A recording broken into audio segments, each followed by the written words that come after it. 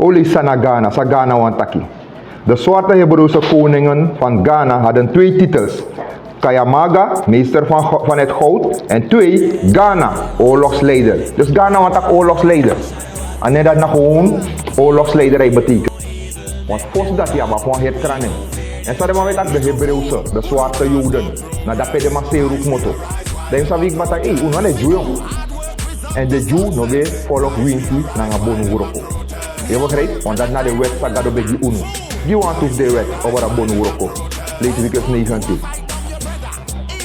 Hoe zo roet als de wet zou broko. Want gaat op de bar roet akuno. Go din Famiri Winti naar de soort standaard. Maar doe ding, ook in slavernij. Tanga no wel om elkaar standaard eten. Dat boek voor Leviticus hoofdstuk 19 en vers 31.